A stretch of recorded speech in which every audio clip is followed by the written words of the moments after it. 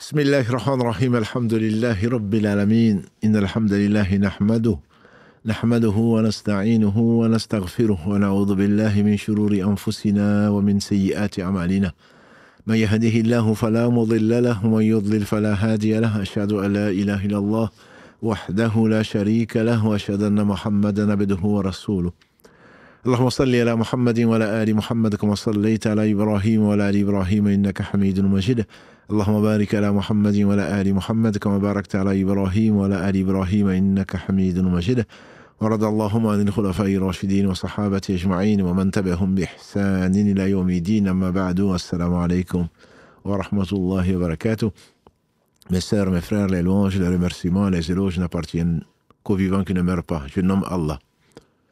Le miséricordieux par essence, par excellence, l'omnipotent, l'omniscient, le riche, le seul digne d'adoration. Nous le louons, nous revenons vers lui repentant, nous lui demandons protection contre les conséquences de nos péchés et les tendances de l'homme. Celui qu'Allah guide, nul ne saura l'égarer. Celui qui est privé de sa guidée, nul ne saura lui montrer le droit chemin. J'atteste qu'il est le seul digne d'adoration. J'atteste de la véracité et de l'exemplarité de la prophétie de Muhammad ibn Abdillah, qu'Allah bénisse ce prophète, sa famille, ses compagnons, tous ceux qui les auront suivis dans ce chemin-là, qui est le droit chemin, et qu'Allah nous fasse l'honneur d'en faire partie. Ensuite, donc, bienvenue dans ce live du lundi, votre live préféré, Islam au quotidien. Et soyez bénis, qu'Allah subhanahu wa ta'ala bénisse notre temps. Le temps, c'est la vie, comme je disais hier encore à Aulnay-sous-Bois. Donc, j'aimerais remercier les organisateurs.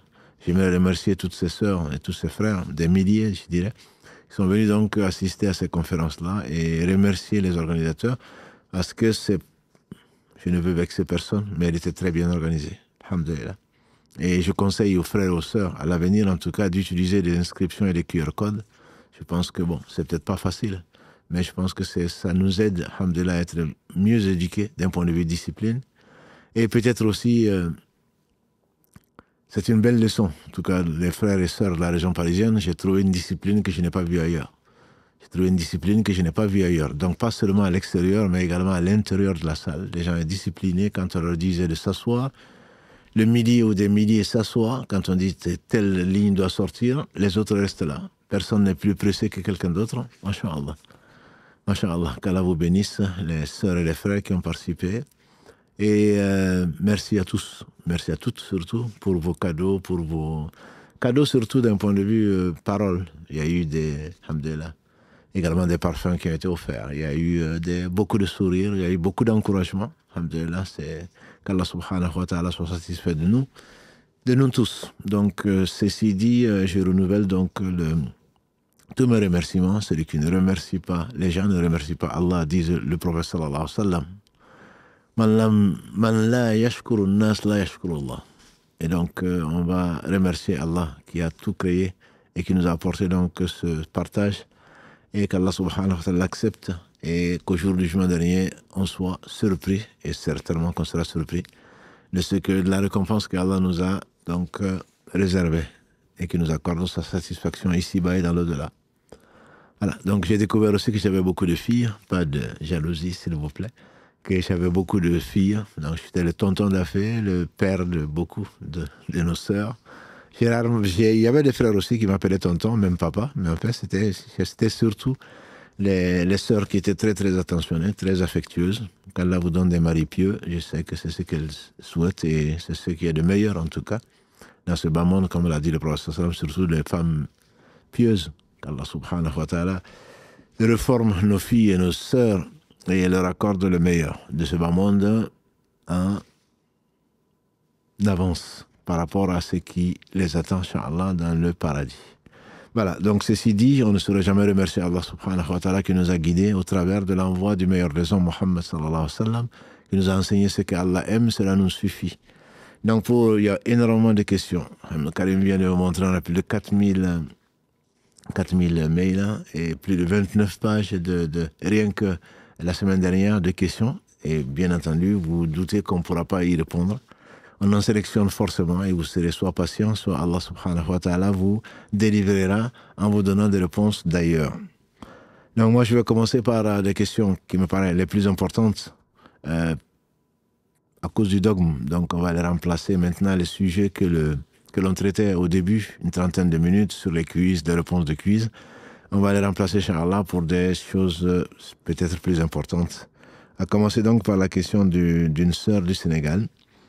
Alayki salam wa rahmatullahi wa barakatuh. Je me permets de vous écrire, dit-elle, afin de solliciter votre éclairage sur une question qui me préoccupe profondément dans ma pratique religieuse. Au Sénégal, il existe plusieurs confréries, que je ne citerai pas, chacune ayant ses propres dirigeants et figures spirituelles. Cependant, je me sens un peu perdu quant à leur rôle et leur place dans l'islam. C'est le plus important, ma sœur. Je me demande si ces confréries sont une forme d'innovation, bid'a, ou si elles font partie des 112 sectes mentionnées dans le hadith qui n'entreront pas au paradis. Des 112 sectes entre nous, il faut que je rectifie, le prophète n'a pas dit qu'elles ne rentreront pas au paradis. Elle dit que tout en enfer. Et les savants sont très clairs dessus. Il y a des sectes qui ne sortiront pas de l'enfer. Il y a des sectes dont les membres sortiront de l'enfer après avoir purgé ce qu'elles ont mérité. Voilà. Donc quand il a dit tout en enfer, il n'a pas dit qu'ils ne sentiront pas l'odeur du paradis, il n'a pas dit qu'elles ne vont pas rentrer au paradis. Mais elles passeront par l'enfer si elles doivent rentrer au paradis. Donc ça c'est les avis des savants, donc autorisés pour commenter ces hadiths-là dans la mesure où ils connaissent le Coran, ils connaissent beaucoup de hadiths qui viennent. Par exemple, le hadith du prophète sallam qui dit que celui qui a tant soit peu de foi dans le cœur ne restera pas en enfer, va rentrer au paradis, par exemple. Donc on ne peut pas dire, si la personne a vraiment la foi, je ne dis pas qu'elle a fait des péchés comme l'association, etc., même si elle prétend être musulmane, qui font qu'elle mérite l'éternité dans l'enfer. Mais si elle a fait moins que ça, c'est un péché très grave, elle n'a pas pris son marabout, sa secte, pour Dieu, pour le prophète, comme certains vont jusqu'à dire que telle invocation est meilleure que celle du prophète sallam, ou meilleure que le Coran, cela qu'Allah les réforme, parce que celui qui meurt dans cet état, je crains que la personne soit sortie de l'islam sans le savoir. Donc c'est quelque chose d'extrêmement grave, c'est la révélation. On ne peut pas tergiverser avec cela. Penser que son cheikh va intercéder pour lui ou parler ou le défendre dans la tombe, etc., bien entendu, c'est des croyances qui sont fausses. Est-ce qu'Allah va quand même leur démontrer qu'ils ont été dans l'erreur, ensuite leur pardonner? Tout lui appartient, subhanahu wa ta'ala. Donc je continue. Est-ce que leur objectif est conforme à la voie prophétique? Ou bien s'en éloigne-t-il? Faut-il suivre uniquement la sunna du prophète Mohammed sallallahu alayhi wa sallam, ou est-il permis et bénéfique de s'affilier à une confrérie pour se rapprocher d'Allah? Je suis sincèrement en quête de vérité et de guidance. Je ne doute pas, ma sœur, de cela et qu'Allah te guide. Et je souhaite m'assurer que ma pratique religieuse soit en accord avec les enseignements authentiques de l'islam. Je vous remercie d'avance pour votre temps et votre réponse, etc. Donc, ma sœur, c'est une très bonne question qui intéresse plus que toi et je ne doute pas de ta sincérité. Ce qu'il faut savoir, je te rappelle quelques versets, peut-être et quelques hadiths. Je commence par le verset 31 de la sourate 3. Verset 31 de la sourate 3. Allah subhanahu wa ta'ala dit Qul, in kuntum tuhibbuna Allah fattabi'uni, yuhibbukum Allah wa yaghfir lakum dhunubakum wallahu ghafurur rahim. Allah dit donc dans ce verset, de la sourate Al-Imran, verset 31, dis-leur, ya Muhammad, si vous prétendez aimer Allah, suivez-moi. Allah vous aimera et vous pardonnera vos péchés, et Allah est le pardonneur, celui qui est miséricordieux. Ibn Qayyim, quand il a fait ce miséricorde, il dit, il y a eu beaucoup de prétentieux. Nous on aime Allah, Allah a mis le critère, le filtre. Si vous aimez vraiment Allah, alors passez par ce filtre-là, obéissez à Muhammad sallallahu alayhi wa sallam. Et donc, tous ceux qui n'obéissent pas, qui ont suivi une autre voie, Allah dit dans le verset 115 de la sourate 4, les femmes, وَمَنْ يُشَاقِقِ الرَّسُولِ مِنْ بَعْدِ مَا يَتَبَيَّنَ لَهُمُ الْهُدَى وَاتَّبِعَ غَيْرَ سَبِيلِ الْمُؤْمِنِينَ نُوَلِّهِ مَا تُوَلَّى وَنُصْلِهِ جَهَنَّمَ وَسَاءَتْ مَصِيرًا. Celui qui suit une voie autre que celle des croyants, après que la vérité leur est parvenue par le messager, on les laisse à eux-mêmes. Et ensuite, c'est l'enfer.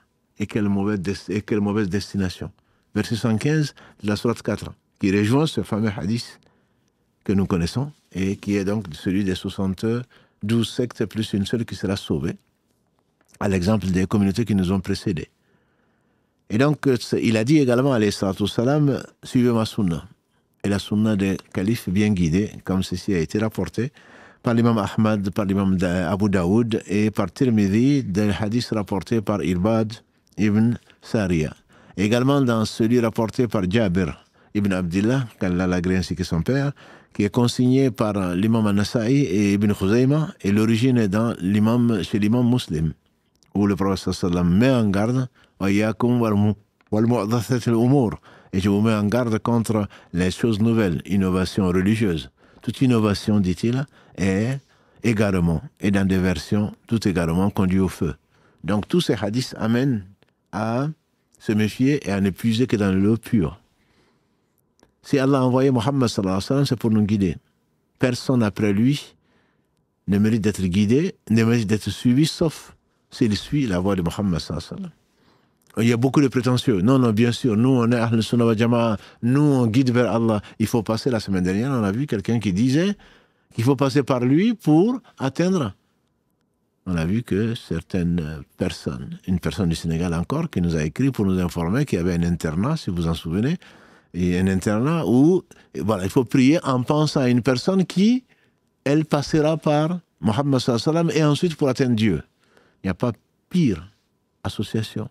Dans l'islam, on atteint Dieu, on n'a pas besoin d'intermédiaire. Sinon, Allah n'aurait pas pris la vie du meilleur des hommes. Allah n'a besoin ni de Muhammad, ni de l'ange Gabriel, ni de personne. Donc celui qui dit qu'il faut passer par le cheikh pour atteindre Dieu parce que nous, nos lumières, nos cœurs sont trop faibles, tu as été regardé dans son cœur? Si son cœur est lumineux, ou si c'est un prétentieux? Non, ce qui est certain.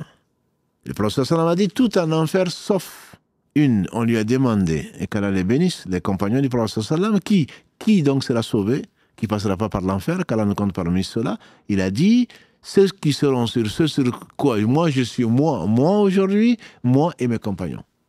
Donc il est clair qu'il n'y avait pas de confrérie du temps du prophète sallallahu alayhi wa sallam, ni de après. En tout cas dans les meilleurs des siècles. Et les meilleures des générations, a-t-il dit, rapporté par le Bukhari et Muslim, les meilleures des générations, c'est la mienne. Et ensuite celle qui suit, ensuite celle qui suit. Donc, quelles que soient les prétentions, je ne conseillerais à personne de suivre qui que ce soit.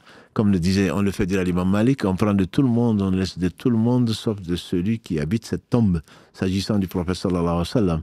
Or, quand on parle de confrérie, quelle qu'elle soit, il faut forcément suivre le cheikh. Bien sûr, on te ramènera le verset 59 de la sourate 4. Ya ayyuhalladhina amanu ati'u Allah wa ati'u rasoul wa ulul amri minkum. L'explication c'est quoi?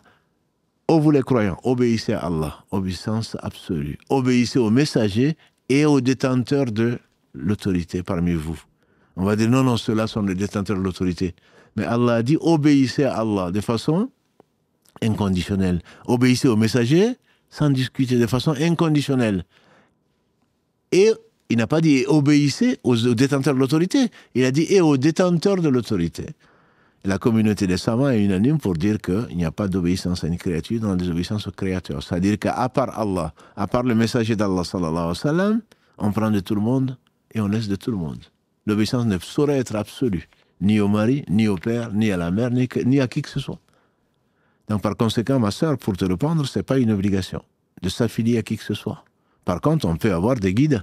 Quand je dis des guides, par définition, c'est quoi un guide en arabe? C'est imam. C'est-à-dire, il est permis d'étudier selon la méthode scientifique, entre guillemets, de l'école Malik, ou de l'école de l'imam Malik, ou d'Abu Hanifa, ou de Shafi'i, ou d'autres. Allah Ozaï et qui d'autres. Allah seul le sait. Des imams de la communauté, c'est-à-dire, sont pieux. Ils ont suivi la sunna. Tous avaient le même dogme. Aucun n'a appelé à son adoration.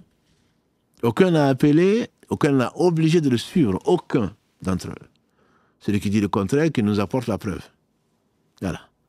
Avec tout le respect que l'on doit à nos savants, tout le respect qu'on doit à nos imams, il ne saurait exiger que ce qu'Allah exige et que son messager exige. Voilà. J'espère avoir répondu à ta question, à la question certainement de beaucoup d'autres personnes qui se posent, et qu'Allah nous guide et qu'il nous fasse suivre la sunna du prophète sallallahu alayhi wa sallam. Dans le même domaine du dogme, assalamu alaikum, imam, alaikum assalam. J'espère que, alhamdulillah, on va très bien. On remercie Allah. Quelle est la différence, s'il vous plaît, entre le shirk ancien et le shirk contemporain ou moderne? Le shirk, c'est le shirk. Le shirk, c'est l'associationnisme. C'est prendre avec Allah, donner un égal à Allah, donner un adjoint à Allah, donner un assistant à Allah, donner quelqu'un qui peut l'aider, passer par quelqu'un pour atteindre Allah. C'est du shirk, c'est l'association. Allah a dit, je suis celui qui se passe le plus d'associés, celui qui m'associe dans une affaire. Je laisse cette affaire à son associé. Et donc Allah n'accepte que ce qui est fait que pour lui. C'est la première condition pour un musulman d'être accepté par Allah, que son œuvre soit acceptée, c'est l'ikhlas. On ne le fait que pour Allah. Et ensuite, ça rejoint la première question qu'on a traitée, le mutaba, le fait de suivre le Muhammad sallallahu alayhi wa sallam. Si les deux conditions ne sont pas réunies, l'œuvre, malgré ses apparences, ne saurait être acceptée. Et donc, les savants disent qu'il faut al-ikhlas et le mutaba, c'est la sincérité et le suivi de Muhammad sallallahu alayhi wa sallam, bien sûr dans ce qui a été approuvé, dans ce qui a été authentifié. À partir de ce moment-là, l'imam Ibn Qayyim disait, pour chaque chose que tu fais, tu seras interrogé en deux questions. Pour chaque chose. Pour qui tu l'as fait? Allah. Et comment tu l'as fait? Si tu l'as fait pour autre que Allah, il le rejette. Si tu l'as fait par un autre moyen que la sunna, Allah rejette. Ça, c'est à ma connaissance, ça fait l'unanimité des savants de la communauté. Maintenant, bon, shirk ancien, on imagine le premier peuple à qui Allah a envoyé un messager, c'était le peuple de Noé. Il faisait des idoles, comme on en fait encore, de moins en moins en tout cas, on l'espère. Du temps du prophète sallam, il y en avait 360 dans la seule Kaaba qui étaient réunis. Ça, c'est le shirk ancien, si on peut l'appeler ainsi. Aujourd'hui, on va avoir des gens qui sont morts pour leur demander quelque chose. C'est du shirk absolu. Il y en avait peut-être avant aussi, mais on peut l'appeler moderne. Non, c'est les ziyara, comme ils appellent ça, les visites. Pourquoi tu vas le visiter? Pour lui demander un enfant? Pour lui demander de l'argent? Pour lui demander quoi? Un mort. Il a besoin de toi. Il a besoin que tu pries pour lui. Il ne peut rien pour toi. Ça, c'est du shirk. Qu'il soit moderne ou ancien. Peut-être ta question, mon frère ou ma soeur, par rapport à l'ancien et le nouveau. Par exemple, les anciens, du temps du prophète sallam, ils avaient des flèches qu'ils appellent divinatoires, dont Allah parle, subhanahu wa ta'ala. Dans la sourate 5, verset 90, quand il a interdit le vin de façon définitive, il dit que le vin, les flèches divinatoires ne sont que des instruments de Satan pour vous éloigner de la prière. Est-ce que vous n'allez pas vous abstenir de ça? Et donc il jetait des flèches pour savoir si ça allait être bien ou pas. Donc pour l'avenir. Or, ne connaît l'avenir que Allah. Allah seul sait ce qui va arriver. Nous ne pouvons que constater ce qui va arriver. Par conséquent, si aujourd'hui, qu'est-ce que tu vas faire? Tu n'as pas de flèche divinatoire. Non, je ne suis pas un associateur. Si, quand tu vas regarder que ce sont les étoiles dans l'horoscope ou je ne sais quoi d'autre, tu es associé à Allah. Tu es associé à Allah, même pour rigoler. Tu n'as pas à le faire. Parce que c'est une affaire sérieuse, où on ne rigole pas. Donc, ancien ou moderne, et Satan n'a pas fini de son objectif, qu'on verra d'ailleurs, Inch'Allah, son objectif, c'est d'égarer les serviteurs d'Allah. Et Allah en a fait. Donc, des exceptions, qu'Allah nous compte parmi ceux-là. Verset 20 de la sourate 34, Allah dit en substance, dans la sourate Saba, peu s'en est fallu que l'objectif de Satan soit atteint. Il a juré de nous amener tous en enfer. Donc, les modernes et ce qui viendra après nous, certainement, c'est Allah seul sait. Donc ça, c'était la première question en rapport avec le dogme que j'avais choisi. Ensuite, Karim, soit on commence la question de fiqh, soit on... Ok. Donc on va passer par la question de fiqh qui intéresse tout le monde. C'est la raison pour laquelle on nous a mis en priorité. Assalamu alaikum wa rahmatullahi wa barakatuh. Alayki salam wa rahmatullahi wa barakatuh. J'ai une question que je pourrais poser en live. Si vous pensez que ça pourrait servir à d'autres, c'est bien pour ça qu'on a sélectionné, mon frère. Je me suis fait opérer il y a 2 ans, dit-il, pour cause de conséquences de la drépanocytose. C'est la maladie, donc des globules rouges, et ce qui est assez répandu au Sahel. Et malheureusement, il y a eu plusieurs complications qui m'ont beaucoup compliqué la santé et ma vie. J'étais même à la limite de désespérer et de ne plus croire. Allah, merci, Dieu merci, grâce à lui, j'ai conservé ma foi. Alhamdulillah. Les conséquences de l'opération font que je suis souvent hospitalisé. Alité, j'ai constamment des douleurs au pied droit et ailleurs. Cela me gêne dans la prière. Debout, qu'il est très difficile pour moi en priant. Assis, est-ce juste pendant c'est juste pendant la première raka qu'on doit être debout ou c'est à chaque raka au moment de dire Allahu Akbar? Je vous remercie. Puisse Allah nous accorder le paradis, Al-Firdaus, sans aucun jugement. Amin, on dira. Et notamment, si Allah t'a éprouvé par cela, très certainement, il t'a voulu du bien, te purifier pour te rapprocher et qu'il t'accorde le paradis. Donc, pour répondre à ta question, le takbirat al-ihram est une obligation, c'est le premier pilier pour ceux qui ne mettent pas l'intention. Ils disent que l'intention, c'est avant la prière. On n'a pas besoin de la formuler. Le takbirat al-ihram, c'est le premier takbir. Là, il doit être fait chez les Malikis, c'est takbirat al-ihram wa qiyamu laha. Le premier takbir est le fait de le dire debout. Donc, si tu peux être debout, même si tu as mal au pied, tu peux te mettre debout, tu dis Allahu Akbar. Ça, c'est un pilier, sinon ta prière n'est pas valable. Wa qumu lillahi qanitin. Donc, il faut se mettre debout au moins pour dire Allahu Akbar. Ensuite, tu restes le temps qu'Allah peut. Allah te permet plutôt de faire. Si tu ne peux pas, tu es fatigué, tu t'assois, tu continues. Voilà. Et à la deuxième raka, mon frère, si tu peux, tu te lèves. Et quand tu as mal, tu t'assois. Il n'y a pas de problème. Allah sait qu'il t'a éprouvé par cela.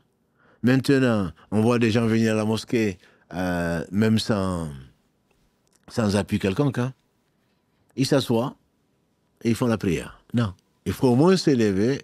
Le reste, même le prophète sallam, pour les prières qui étaient surrogatoires, la nuit, il se levait, il priait debout, et ensuite il s'asseyait quand il était fatigué. Et ensuite il se relevait pour faire le roko, ou alors il faisait le roko assis, etc.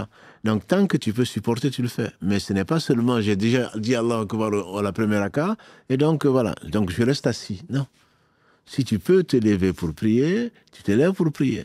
Je dirais même, si tu as un malaise, entre guillemets, bien sûr qui ne compromet pas ta santé, si tu as un malaise et que tu t'assois, que tu continues la prière, une fois que ça passe, un peu de vertige, par exemple.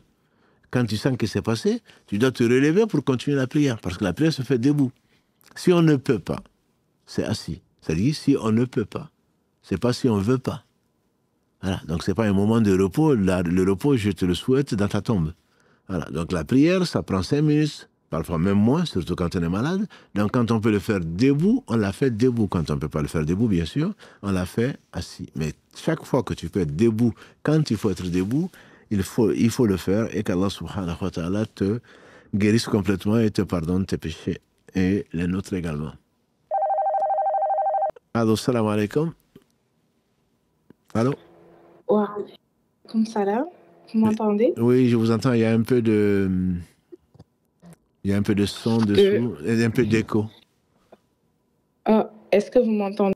Je pense que c'est la pièce. Ah, c'est peut-être la pièce. Toi, il y a un peu d'écho. On vous entend bien, mais je crains que les auditeurs soient gênés pour comprendre. Essayez. Allez-y. Donc, moi, ma question, c'était par mariage. Moi, et je ne fais partie de la confrérie, soit Tidja.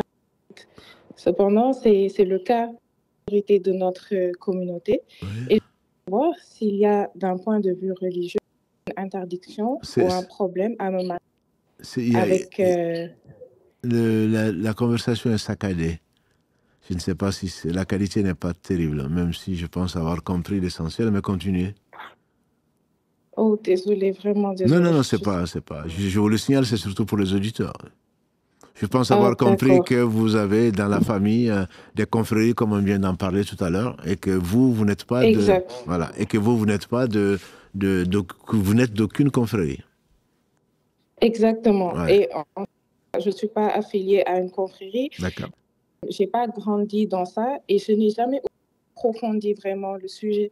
Et je voulais savoir s'il y avait un avis vraiment éclairé sur les textes par rapport à ça.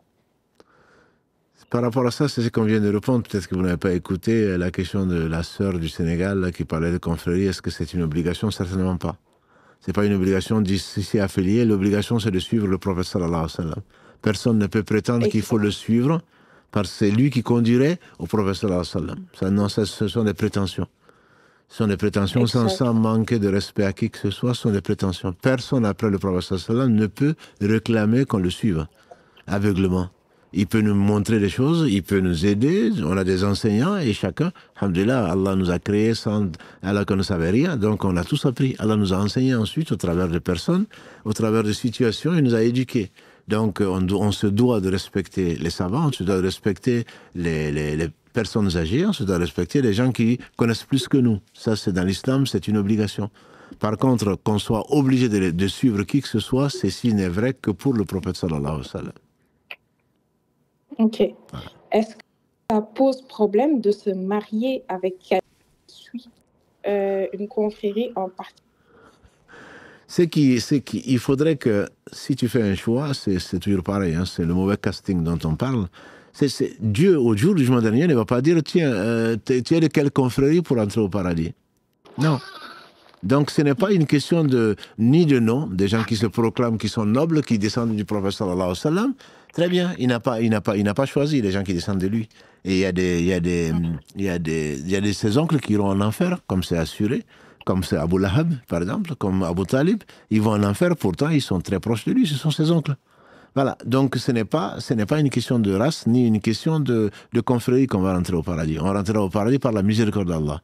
Et la miséricorde d'Allah est proche des bienfaisants. Et les bienfaisants, on a dit tout à l'heure, on a défini, et les bienfaisants, c'est ce qu'ils font.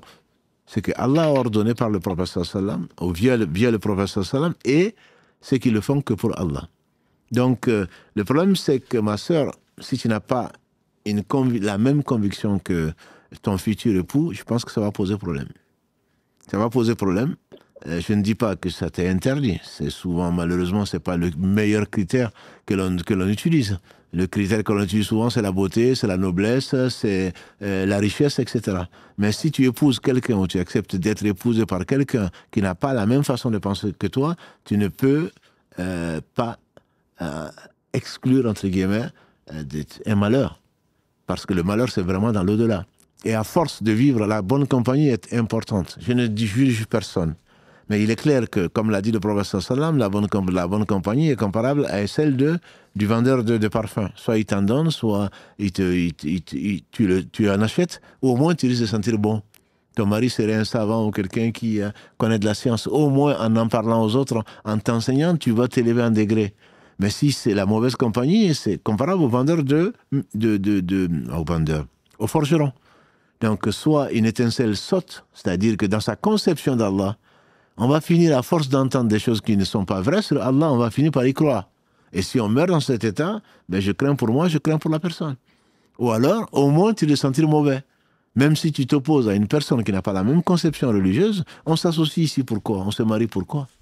Et le bas monde est un endroit passager pour nous tester, mais pour aller vers l'au-delà. Voilà. Donc c'est pas parce qu'on a été même heureux, entre guillemets, on pense être heureux. Ce monde n'a pas été fait pour être heureux. Ce monde a été fait pour que Allah subhanahu wa ta'ala nous accorde, nous protège et nous permette de le traverser. Il y a de vrais bonheurs, a dit le prophète sallam, il y a de vraies vies que la vie de l'au-delà. Ici, même si tu as été heureuse, c'est epsilon par rapport à l'infini. Donc il ne faut pas chercher le bonheur ici-bas. Allah te l'accordera s'il veut. Mais le bonheur, c'est pas ici qu'il faut le chercher. De toute façon, tu vas le perdre, le bonheur d'ici-bas, forcément, au travers soit de la maladie, et au moins par la mort, c'est certain. Donc c'est l'après-mort. Alors si on s'associe, compagnie, pas seulement le mari, hein, les gens que l'on fréquente, les gens que l'on aime, voilà. Donc si tu n'es pas obligé de fréquenter quelqu'un qui n'a pas la même conception, qui n'a pas les mêmes idées, qui n'a pas les mêmes convictions que toi, forcément, tu vas au conflit. Ça c'est certain, sans compter les conflits naturels, bien entendu, qu'on va trouver dans le couple, etc. Donc, il faut choisir le meilleur des maris pour espérer être au degré le plus élevé du paradis, et qu'Allah te le donne, et qu'Allah te l'accorde, et qu'Allah nous l'accorde également. Amen. Amen. C'est bien compris. Merci beaucoup. Barakallahu fik, ma sœur. Allah yafik. Dans ma ville, alayka salam, dans ma ville où je suis, je n'ai pas de mosquée. Et j'ai donc pris les heures de prière sur les applications diverses en me basant sur la méthode de calcul de 15 degrés. Car dans une de vos anciennes vidéos, vous conseillez de se baser sur le 15 degrés qui est à même d'être un peu plus précis que le 12 ou 18. Alhamdulillah, qu'Allah nous pardonne si on s'est trompé. En tout cas, c'est le meilleur choix qu'on a pu vous proposer. La mosquée de la ville voisine, qui se trouve à 10 km de chez moi, et où je vais prier la Jumu'ah, applique la méthode de 12 degrés. Ainsi, pour la prière à la maison, dois-je suivre les horaires de la mosquée de la ville voisine appliquant 12 degrés ou les horaires dans ma ville selon l'application avec la méthode de 15 degrés. Barakallahu fik pour votre retour. Mon frère, la Jumu'ah, à 10 km, si tu peux y aller, alhamdoulilah. Quand Allah te facilite, tu auras la récompense. Et si tu peux y aller tout, c'est encore mieux.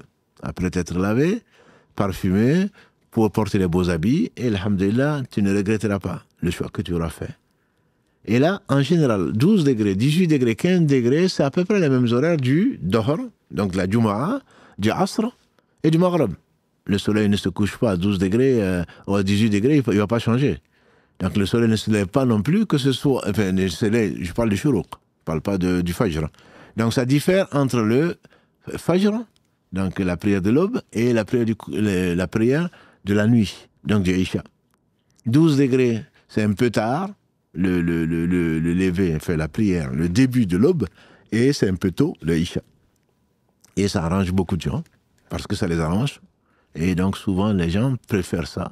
Et bon, alhamdoulilah, c'est une méthode qui est de moins en moins suivie, mais néanmoins. Le 18 degrés, c'est très tôt le matin. Et certains doutent, et à juste titre, que l'aube ne soit pas arrivée. Or, la prière n'est pas valable sans l'entrée de l'heure. Mais c'est assez tard, à l'heure du coucher, ce qui reste une bonne chose, parce que c'est une sunna de retarder le Isha. Par contre, quand c'est l'été en Europe en particulier, c'est quelque chose de difficile. Dans la région parisienne, on va après minuit, et je ne te dis pas, encore au-dessus. Voilà. Donc, moi, c'est que la Jumu'ah va être la même chose. Le Dohr, avec tous les calculs, c'est à peu près actuellement vers 14h. Ça va de 13h50 à peu près jusqu'à 14h. Dans toutes les mosquées que j'ai vues à Paris, par exemple, hier et avant-hier. Voilà. Ici, à Toulouse, c'est à peu près pareil. C'est à peu près vers 14h. Donc, il n'y a pas tellement de problème. Par contre, la Jumu'ah est une obligation, surtout pour ceux qui peuvent y être. Toi, ce n'est pas une obligation, à ma connaissance, mais si tu y vas, c'est très bien. Donc, il n'y a aucun souci pour la Jumu'ah. Tu pries avec eux, il n'y a pas de problème. Mais si tu vas chez toi, tu n'as absolument aucune obligation, je dirais plutôt l'inverse. Tu as le devoir de prier avec les horaires qui te convainquent. Si ça ne te convainc pas, tu nous fais confiance, tu dis, pour moi, c'est le 15 degrés. Mais tu ne vas pas suivre, c'est le 12, mais parce que moi, je fais la Jumu'ah avec le 12. Donc, je suis obligé de faire ça. Mon frère, c'est un peu la mentalité des gens qui disent, mais moi, je suis maliki. Même si je vois mieux, ben, je vais continuer à... Non, moi, je suis maliki. Pour me marier, je vais être maliki. Pour vendre, je vais être maliki. Pour mourir aussi, tu vas être maliki, peut-être. Non.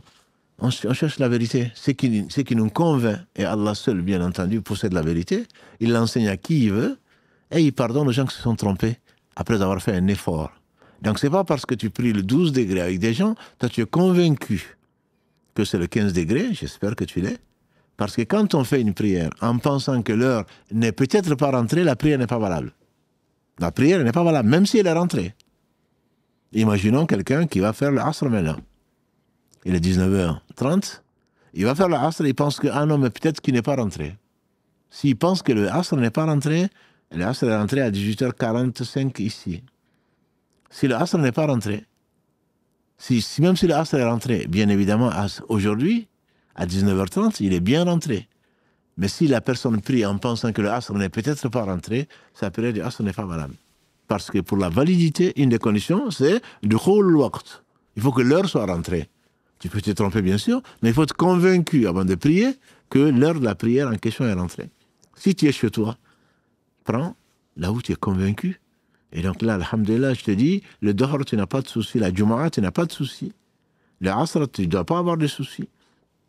Le Maghrib également, il n'y a pas de problème. Mais si tu es chez toi en particulier, prends les horaires que tu as commencé à suivre et auxquels tu fais confiance. Après, si Allah te montre mieux que les 15 degrés, ben choisis-les. Mais c'est toujours une question de conviction. Surtout, ne t'impose pas.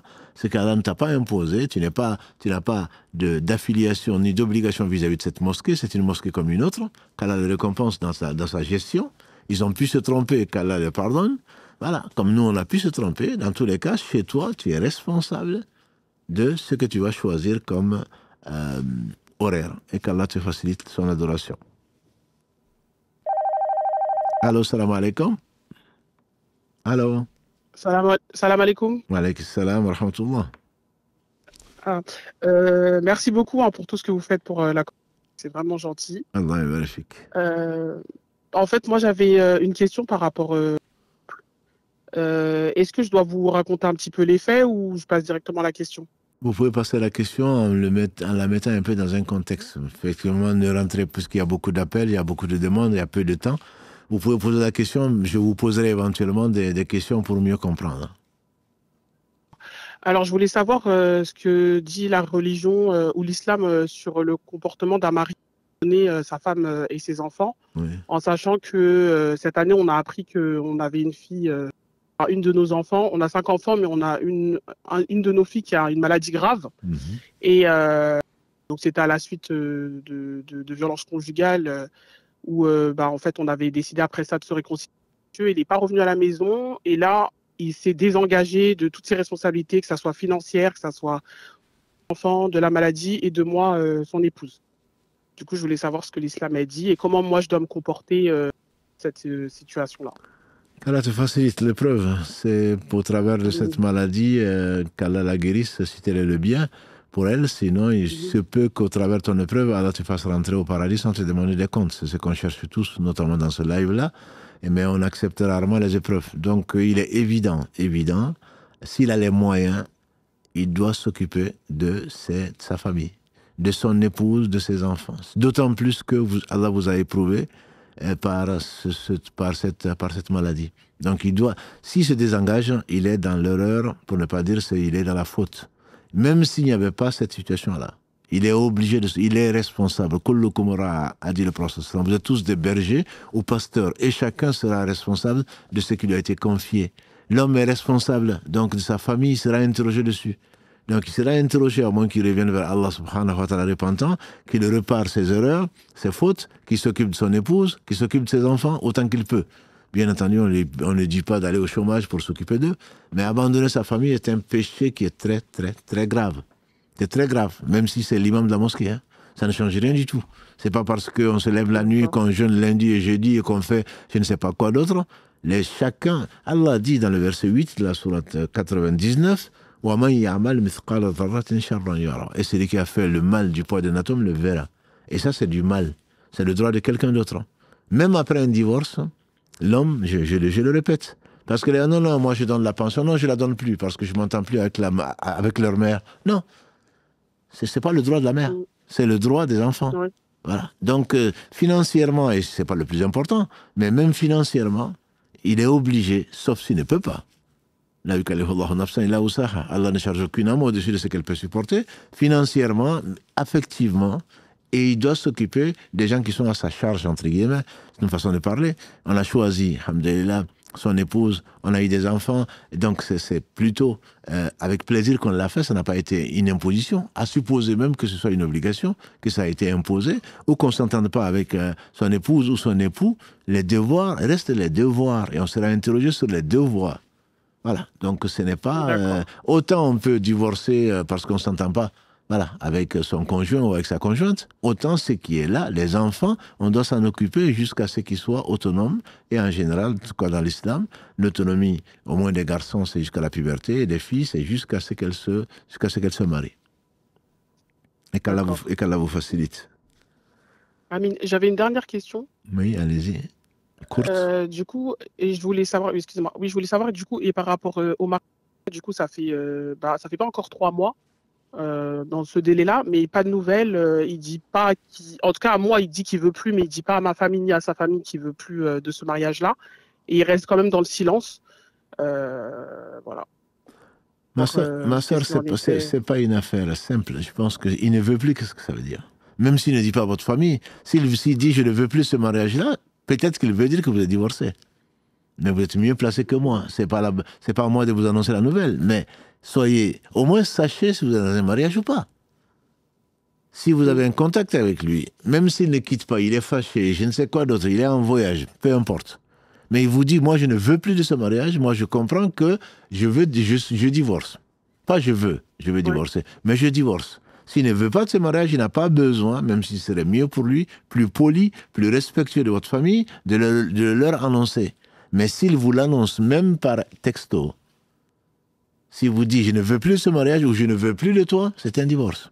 Et vous avez 3 mois à revenir ensemble. Si ces 3 mois sont passés, après la prononciation d'une phrase aussi lourde, vous n'êtes plus mariés. Oui. Et il faut qu'il refasse le mariage. Si vous acceptez, bien sûr, il faut refaire le mariage. Donc, ce n'est pas une main sans fer. Ne restez pas suspendu comme ça, ma soeur. Posez-lui clairement la question. Sans l'agresser, mais posez-lui qu'est-ce que tu entends par là. Je ne veux plus rester dans ce mariage. Tu dis qu'on est divorcé? Oui, c'est ce que je dis. Ben, à ce moment-là, vous êtes divorcé. Et vous avez le délai de validité pour revenir ensemble. D'accord. Okay. Voilà. C'est ce que je vous conseille. Voilà. D'accord. Merci beaucoup. Avec plaisir, ma soeur. Qu'Allah vous récompense. Amin. Barakallahu fik. Salam alaikum. Alaikum salam. Wa alaikum salam wa alaikum salam wa rahmatullahi wa barakatuh. Je vous contacte car j'ai 2 questions à vous poser. La première, j'ai beaucoup délaissé la prière dans ma vie. J'aimerais savoir comment les rattraper. Je cogite énormément concernant ce sujet. J'espère que tu cogites, oui. Après avoir délaissé la prière, qui est la première chose sur laquelle l'homme sera interrogé, la femme aussi, il y a de quoi penser. Il y a de quoi être soucieux. Donc, l'importance, c'est très important. La première chose sur laquelle l'homme sera jugé, ce sera la prière. Allah dit aux anges, j'ai regardé le livre de la prière. Si la prière est complète, j'accepte tout ce que mon serviteur a fait. Si elle n'est pas complète, Allah va dire, regardez le livre de la prière de ce qui s'est imposé, les nawafil, les surrogatoires. Rajoutez-le aux prières obligatoires. Et si grâce à Allah, tu as ce rattrapage, si ça marche, alhamdulillah. Sinon, Allah va dire, regardez le reste. Et on va le regarder dans le détail. Et comme l'a dit le prophète sallam, celui que l'on juge dans le détail sera châtié. Sans aucun doute. Donc, tu fais bien d'y penser. Alors, donc, ta question, c'est comment, en fait, les rattraper. On ne rattrape pas une prière, premièrement.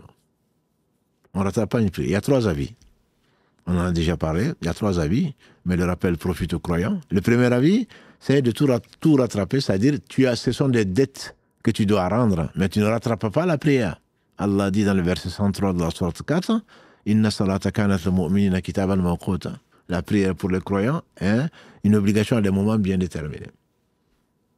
Et l'avis de certains savants, comme Cheikh Uthaymin ou autres, il dit, celui qui a raté le Asr, par exemple, le Maghreb va arriver ici vers 20h40 ou 20h50, je ne sais pas. Celui qui laisse passer, il n'a pas fait la prière du Asr, il attend 21h, il a non seulement, comme l'a dit le prophète sallam, il n'a pas oublié, il n'a pas dormi, il n'a pas d'excuses, celui-là, c'est comme s'il avait perdu tous ses biens et toute sa famille. En plus, maintenant qu'il a réalisé qu'il est 21h, ah, j'ai pas fait l'Asr, je vais le rattraper, il peut faire 100 prières de Asr, que ce ne sera pas valable. Parce que la prière est à des moments bien déterminés. Et Ibn Hazm disait, ne vois-tu pas que la femme qui est indisposée ne prie pas, ne jeûne pas, et Allah lui demande de rattraper le jeûne avant l'autre Ramadan, mais ne lui dit pas de rattraper la prière parce qu'on ne peut pas rattraper la prière. Donc ne te donne pas bonne conscience. Je vais rattraper. J'ai fini mon travail, je vais rattraper la prière. Tu ne la rattrapes pas. Tu te repens vers Allah, tu demandes pardon. Je fais de la prière tous les jours. Je ne parle même pas de ce que nous avons manqué. Donc pour ce que tu as manqué, 3 écoles sur 4, j'ai les Hanafi, les Maliki, les Shafi'i disent qu'il faut quand même, parce que tu es endetté. Il ne faut pas rattraper, mais il faut faire minimum une prière d'un jour par jour. Et tu n'es pas non plus obligé, contrairement à ce que certains disent, de faire le Dohr avec le Dohr, le Asr avec le Asr, le Maghreb avec le Maghreb, qui te dit que tu ne vas pas mourir entre-temps. Tu peux faire 5 prières, Dohr, Asr, Maghreb, Isha, Subh, de plusieurs jours, en même temps. Et ils t'interdisent même, dans l'école Maliki, il est fortement déconseillé même de faire les rawatib. Les prières que tu dois faire avant le Dohr, après le Dohr, après le Maghreb, après l'Isha, etc.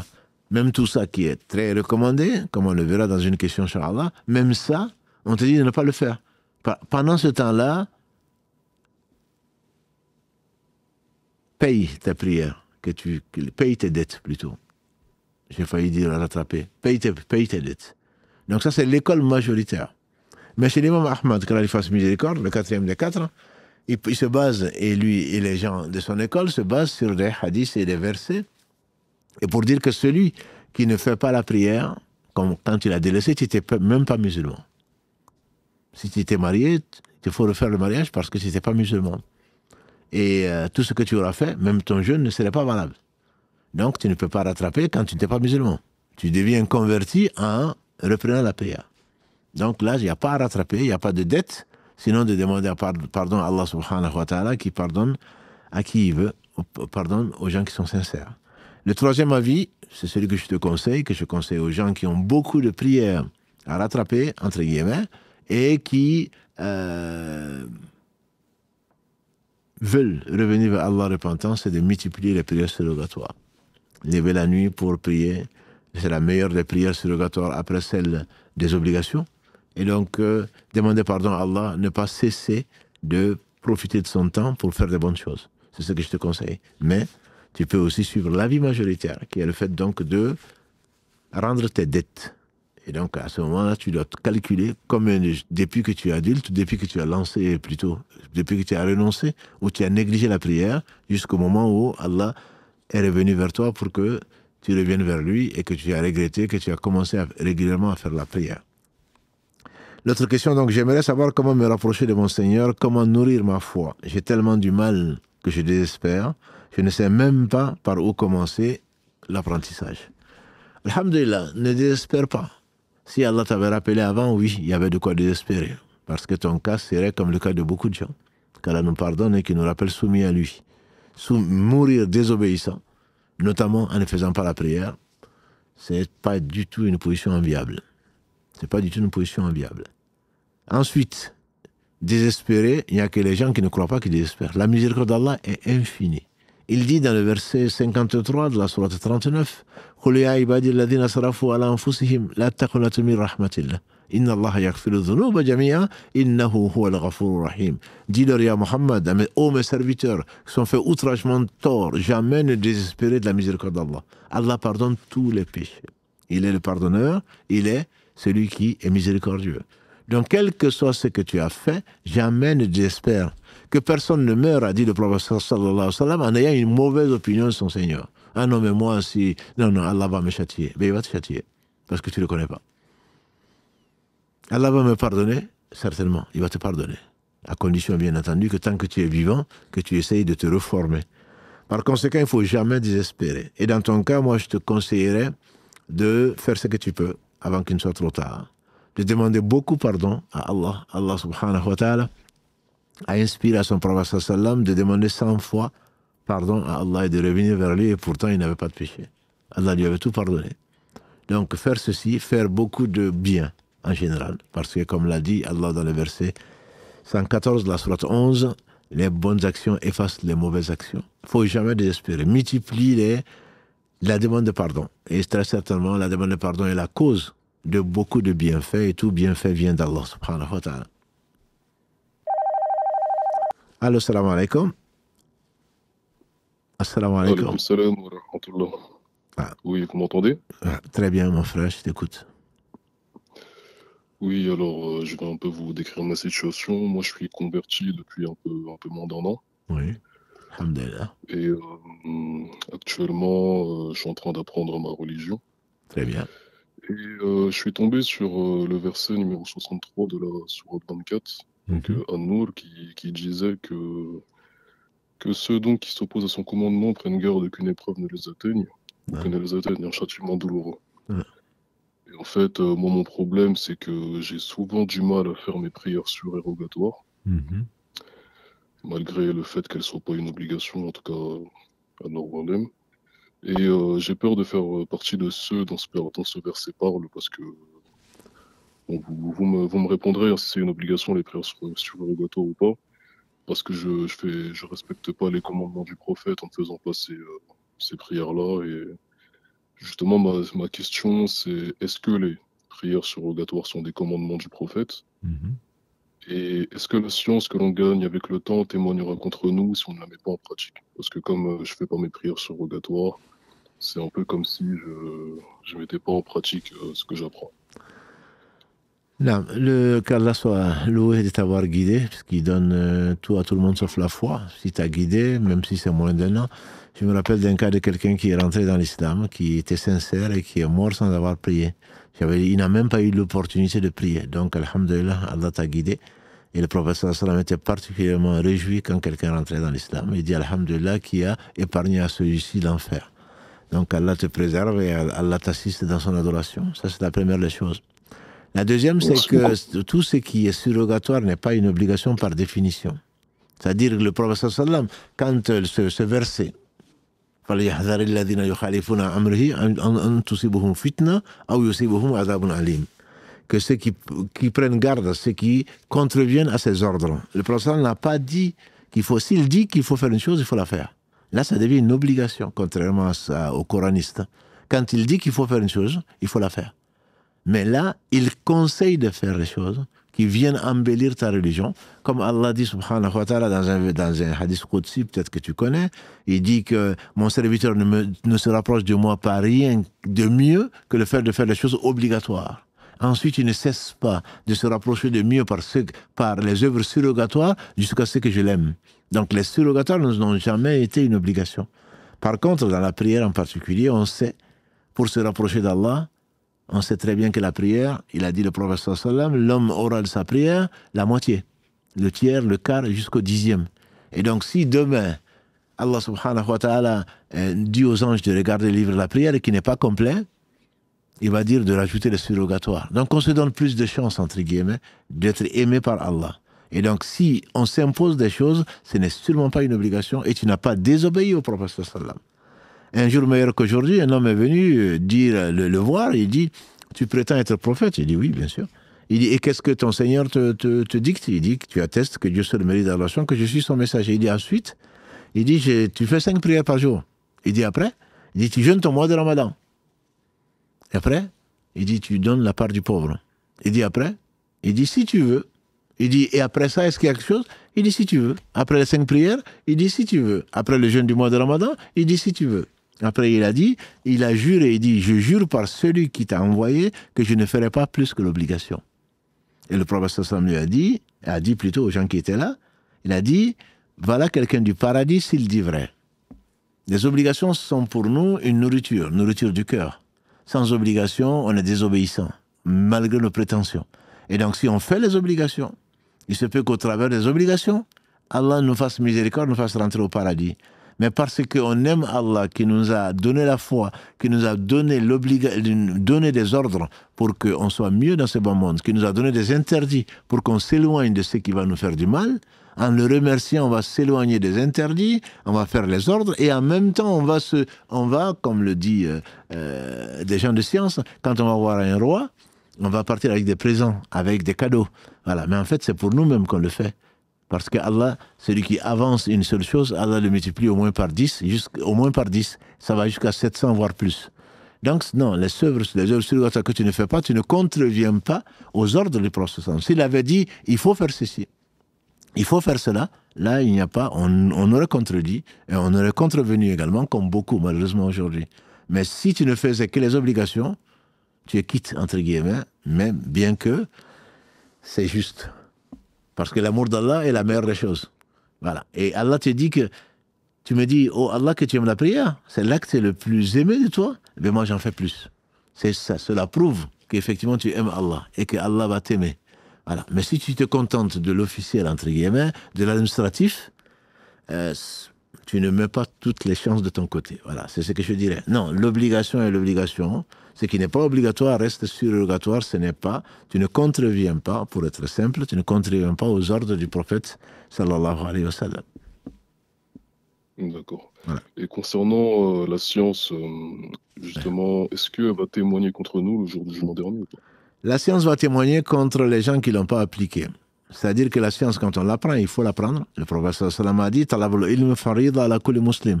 La recherche de la science est une obligation pour chaque musulman.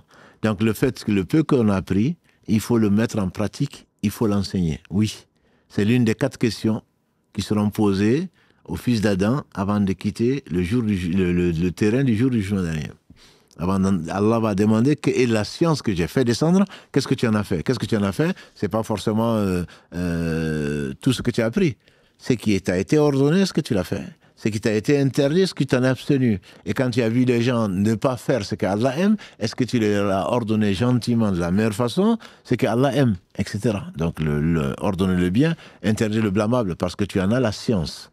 Et par conséquent, ça, oui, sur cela, on va être interrogé. Mais ça ne veut pas dire que j'ai appris que celui qui fait 12 rakats dans la même journée, en plus des prières obligatoires, le paradis lui est garanti. Mais toi, pourquoi tu ne l'as pas fait? Non, ce n'est pas ça. Ce n'est pas ça. La science, c'est ce qui est obligatoire. Quand on dit talabul ilm farida, c'est-à-dire la recherche de la science est une obligation, c'est la science que des obligations et des interdits. Là, on sera interrogé dessus, à moins qu'Allah nous fasse miséricorde. D'accord, merci beaucoup, Barakallahu fik. Allah yabarik mon frère. Merci beaucoup, passez une bonne soirée en tout cas. Toi aussi, salam alaikum wa rahmatullah. Merci beaucoup, alaikum salam wa rahmatullah. Wa alaikum salam. Tout d'abord, j'aimerais vous remercier pour le temps que vous voudrez bien m'accorder pour répondre à mes questions. C'est bien formulé. Mon travail fait que je ne prie pas à l'heure, souvent. Et surtout, des fois, je manque plus de 3 vendredis successifs. Est-ce que cela me sort pas de la religion, sachant que c'est interdit de rater 3 vendredis successifs? Il est interdit de rater, mon frère, même un vendredi, si tu peux. Voilà, simplement celui qui rate sans excuse 3 vendredis successifs, donc ça devient, dans certaines versions, c'est que la personne s'approche de l'hypocrisie. Voilà, donc ça ne veut pas dire que tu es sorti de l'islam, non. Non, je ne connais aucune version qui le dit, sauf peut-être sur TikTok, des gens qui parlent sans science, en disant celui qui ne fait pas 3 vendredis de suite, il est sorti de l'islam. Je ne connais aucune version, même faible, je ne la connais pas. Malheureusement, il y a des gens qui enseignent des choses qui sont fausses. Mais c'est sacré. Un travail qui ne te permet pas de faire la prière, ça veut dire que tu adores le travail, tu n'adores pas Allah. Tu as préféré le travail à Allah. Il y en a beaucoup, certainement. Allah dit dans le verset 165, je crois, de la sourate Al-Baqarah, وَمِنَ النَّاسِ مَنْ يَتَّخِذُ مِنْ دُونِ اللَّهِ أَنْدَادًا يُحِبُّونَهُمْ كَحُبِّ اللَّهِ وَالَّذِينَ آمَنُوا أَشَدُّ حُبًّا لِلَّهِ. Il y a des gens qui donnent à Allah des égaux, qu'ils aiment autant que Allah. Mais les croyants sont bien plus forts en amour d'Allah. Et donc, quand il y a un choix, entre guillemets, entre Allah et ce bas monde, et Allah et n'importe quoi, c'est bien entendu, c'est Allah qui passe en premier. Il dit dans le verset 36 de la sourate 33, وَمَا كَانَ لِمُؤْمِنٍ وَلَا مُؤْمِنَةٍ إِذَا قَضَى اللَّهُ وَرَسُولُهُ أَمْرًا أَنْ يَكُونَ لَهُمُ الْخِيَرَةُ مِنْ أَمْرِهِمْ. Il n'appartient ni aux croyants, ni à une croyante. Une fois que Allah a décidé, et son messager ont décidé d'une chose, qu'ils aient le choix. Donc si on fait le choix de désobéir à Allah, de ne pas faire sa prière à l'heure, la croyance, je parle de la croyance, est-ce qu'on est croyant? On est musulman, certes, mais est-ce qu'on est croyant? La question, on doit se la poser. Ce n'est pas un annulatif, ça c'est sûr, mais c'est un très grand péché. Mon ancien employeur, deuxième question du frère, a été condamné par décision de juge à me payer une certaine somme d'argent et cela s'ajoute à cela s'ajoute plutôt des indemnités de 50 € par jour. Ma question, ces indemnités sont-elles, j'imagine, licites? N'est-ce pas des riba? Mon frère, quand on parle d'indemnité, je pense, est-ce que tu parles de... Parfois, on parle de dommages et intérêts. Mais c'est un terme juridique, c'est pas du riba. Dommages et intérêts, c'est pour compenser les torts que tu as subis. Les indemnités, souvent, autant que je sache, je ne suis pas professeur de droit, quand on parle d'indemnité, souvent, c'est pour mettre de la pression à l'employeur pour qu'il paye. C'est-à-dire, il aura des indemnités 50 € par jour, dans son cas, s'il ne les paye pas dans ce délai-là. Des indemnités de retard, on appelle ça en général. Mais ça, c'est si le jugement, il faut qu'il te le paye tout de suite, sinon il aura des indemnités, c'est la loi, ce n'est pas du riba. C'est pas du riba. Après, bon, si tu ne sais pas quoi en faire, je te conseille de le donner à des démunis. Eux, ils en auront certainement besoin et ils le méritent. Voilà. Mais si j'ai bien compris la question, après, je ne peux pas répondre à des questions que je ne comprends pas. Allô, salam alaikum. Allô? Salam alaikum. Wa alaikum salam wa rahmatullah. Alors, tout d'abord, je tiens à vous remercier pour tout ce que vous faites pour la communauté, votre Ouais. équipe et vous-même. Allah yabarik fik. qu'Allah vous récompense et Amen. vous accorde le plus haut degré de son paradis. Amen, amen. Ainsi qu'à vous. Amin. Alors, j'ai 2 questions à vous poser, Inch'Allah. Oui. La première, c'est de savoir, lorsqu'on prie derrière un imam, Mhm. est-ce qu'il faut également réciter la Fatiha ou alors il faut le suivre dans le silence et... Alhamdulillah, c'est une question qui a été résolue. Alhamdulillah, il y a beaucoup d'avis dessus, mais l'avis majoritaire et peut-être le plus juste, à ma connaissance, c'est que quand on entend l'imam réciter, on se tait. On se tait. Allah ordonne, subhanahu wa ta'ala, quand le Coran est récité, de se taire afin qu'on nous fasse miséricorde, et d'écouter afin qu'on nous fasse miséricorde. Donc cela amène beaucoup de savants, notamment dans le rite maliki, dans le rite hanbali, si ma mémoire est bonne. C'est l'avis également du Cheikh l'Islam ibn Taymiyyah, c'est le fait de, quand on entend, on ne récite pas. Le prophète sallam, notamment que le prophète sallam a dit un jour, qui me dispute le Coran. C'est quelqu'un qui récite en même temps que lui. Et on en a parfois dans les mosquées. Quand on entend, on doit donc écouter. Chez l'imam Shafi'i, qu'Allah fasse miséricorde, comme Allah dit, le prophète sallam dit qu'il n'y a pas de prière pour celui qui n'a pas récité la mère du livre. La salata liman lam yaqra umul kitab. Donc, il n'y a pas, ou comme il a dit, il n'y a pas de prière pour celui qui n'a pas lu la Fatiha. Ça a amené les Shafi'ites, donc la troisième des 4 écoles, ça l'a amené à dire qu'il faut quand même le lire à basse voix. C'est un avis. C'est un avis, on peut le suivre. Mais généralement, on n'a pas le temps, quand l'imam lit à haute voix, on n'a pas le temps de lire à basse voix après lui, parce qu'il passe à une autre sourate. Il a fini la sourate, il se met dans le recours. Or, suivre l'imam est une obligation. Voilà. Donc, l'avis majoritaire, ma sœur, c'est que quand tu entends, tu ne récites pas, tu écoutes. Par contre, quand tu n'entends pas, que ce soit les 2 derniers rakas du Dohr, du Asr, de la dernière raka du Maghrib, les 2 derniers rakas du Isha, quand tu es pris en groupe, tu te dois de lire la Fatiha autant que tu peux. Quand je dis autant que tu peux, on peut avoir des imams qui vont très vite, qui lisent très vite, et finalement, dans la 33e raka, tu es dans Ihdina as-siratal mustaqim. Tu dois quand même le suivre. Tu dois quand même le suivre, c'est comme si tu l'avais lu. C'est comme celui qui vient en retard, il trouve l'imam dans le recours. Et sa raka est quand même valable, même si il n'a pas lu la Fatiha, parce qu'il est dans un cas particulier. Si on doit suivre l'imam a été fait pour être suivi. Si c'est lui qui prend, si tu n'as pas pu lire complètement ta Fatiha, c'est lui qui est allé trop vite, ou toi qui a lu trop lentement, mais toujours est-il que tu n'es pas concerné par l'annulation de la prière. Non. D'accord. Voilà l'avis, Allah ybarfik, c'est l'avis le plus, l'avis majoritaire et probablement, avec les arguments, l'avis le plus fort. D'accord. Merci. J'ai une seconde question, Inch'Allah. Oui, je vous écoute. La seconde, c'est de savoir pour les femmes, est-ce qu'il est obligatoire de porter des chaussettes pour effectuer la prière? Il y a une divergence dessus, les 2 avis existent, mais l'avis le plus sûr, en tout cas, c'est de nous montrer, à cause du hadith du prophète sallam, le fait qu'une femme pubère ne doit montrer d'elle que le visage et les 2 mains, c'est un des hadiths, mais il y en a bien d'autres, d'être couverte même dans la prière. Salama nous disait que pour une femme, il fallait qu'elle ne montre qu'elle doit être complètement couverte, sauf le visage et les 2 mains. Donc, bien que ce ne soit pas un hadith, celui-là, Salama, c'est une compagnon du prophète sallam, et en même temps, c'est l'épouse du prophète sallam, donc c'est notre mère, et les paroles de compagnon, quand on n'a pas de hadith, par exemple, les paroles de compagnon prévalent sur notre propre avis, ou même l'avis des savants après eux. Donc, ne serait-ce que par précaution, je conseillerais à toute femme de couvrir leurs pieds, avec des chaussettes, avec ce qu'elles veulent, mais de le couvrir, parce que, comme on l'a dit tout à l'heure, la prière n'est pas valable si l'heure n'est pas rentrée, la prière n'est pas valable non plus s'il n'y a pas de satr al-awra, si on ne couvre pas les parties à ne pas montrer. Et donc, moi, je ne prendrai pas le risque d'invalider ma prière pour une question de chaussettes.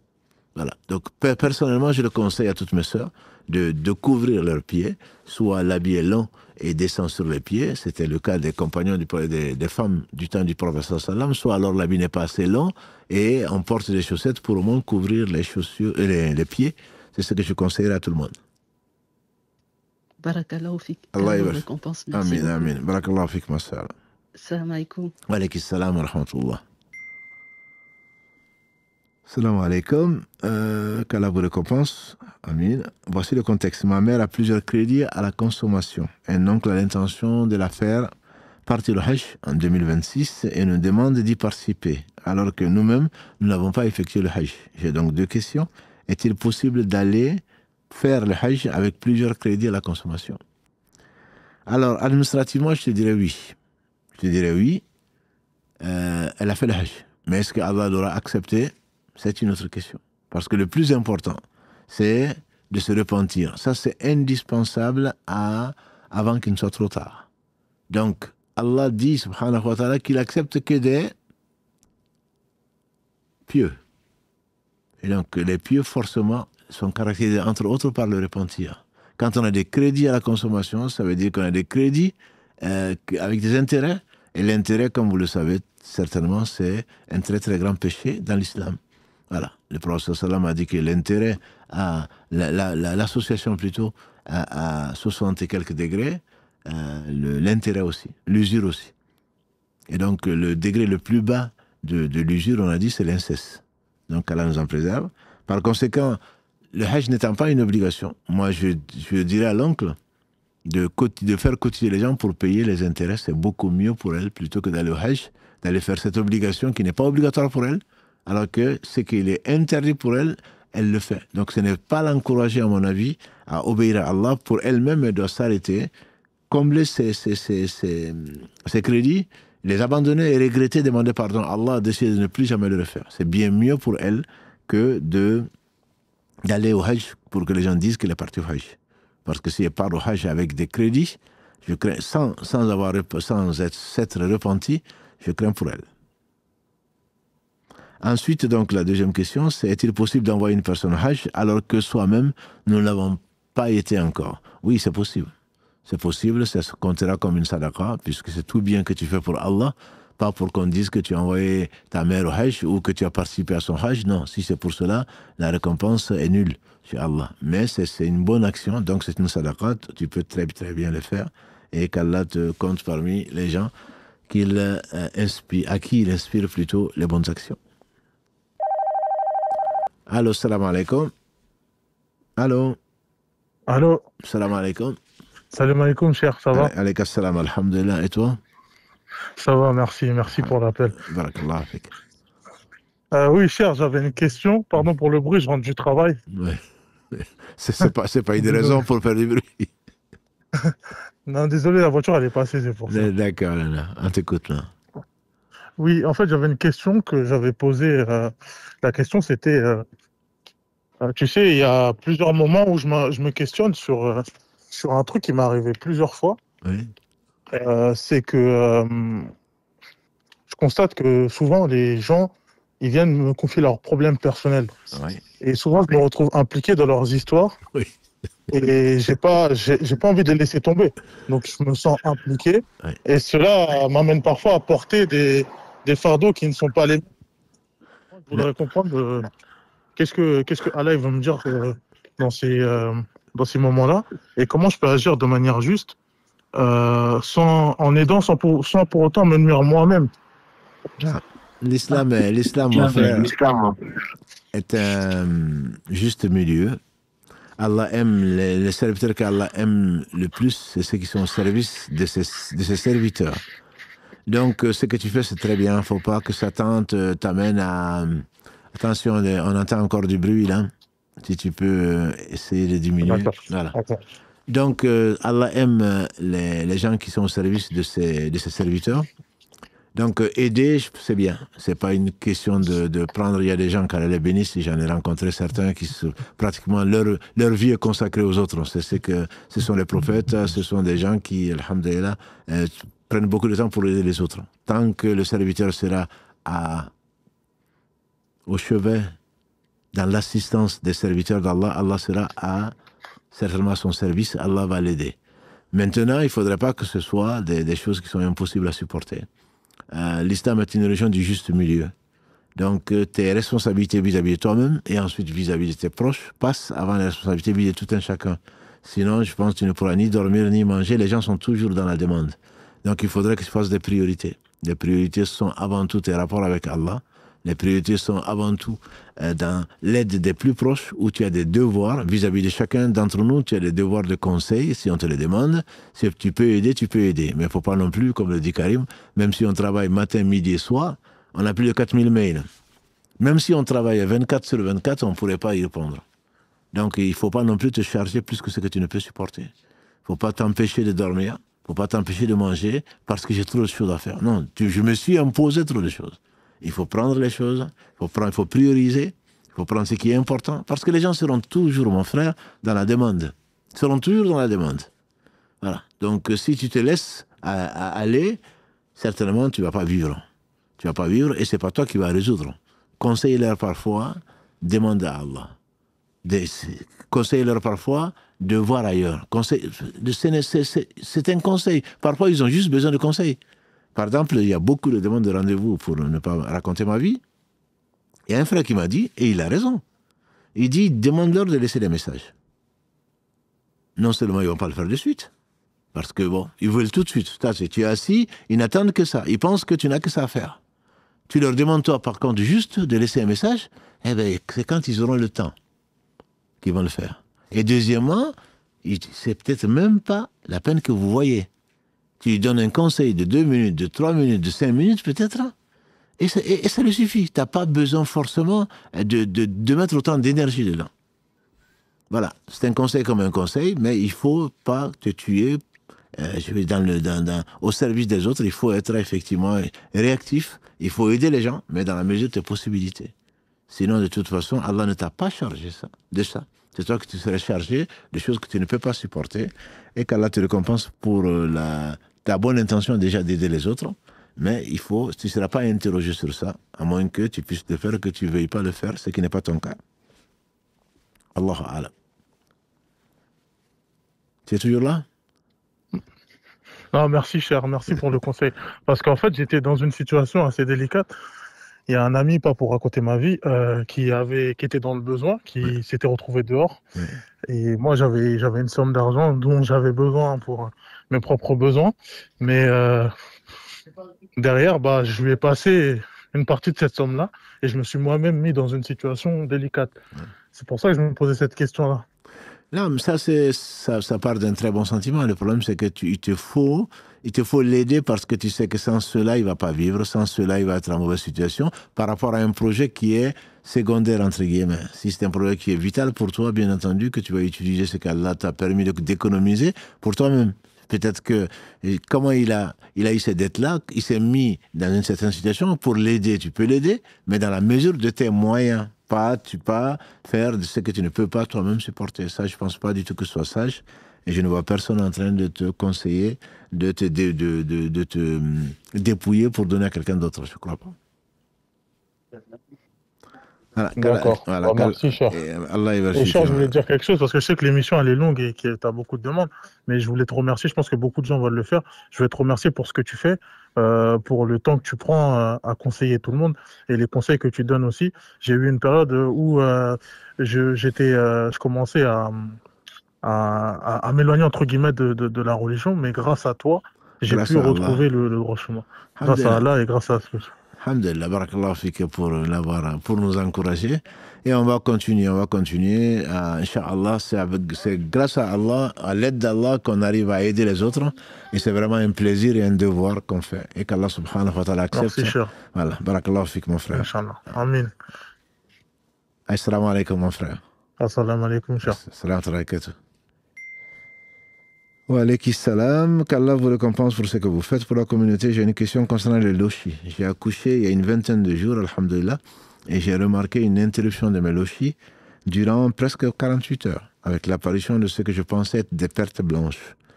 Dans le doute, j'ai fait les grandes ablutions et le lendemain, j'ai saigné de nouveau. Ma première question concerne la prière de Isha, qui est entrée alors que j'étais en pleine contraction à la maternité. Suis-je redevable de cette prière? Oui. Tu n'es pas empêché parce que tu as eu une contrainte qui était donc les contractions et de toute façon tu ne serais pas en état d'ablution et non plus tu n'avais pas le cœur à ça et encore moins l'attention à ça. Donc ça c'est permis, on le sait, alhamdulillah, mais tu dois cette prière-là après donc la purification des lochis. Ensuite, Ma deuxième question, pardonnez-moi, j'ai tout de même rattrapé cette prière durant l'interruption des lochis. Dois-je la refaire? Oui. Il faut refaire cette prière parce que ce qui est connu, c'est l'avis majoritaire des savants, qui n'est pas basé sur un hadith.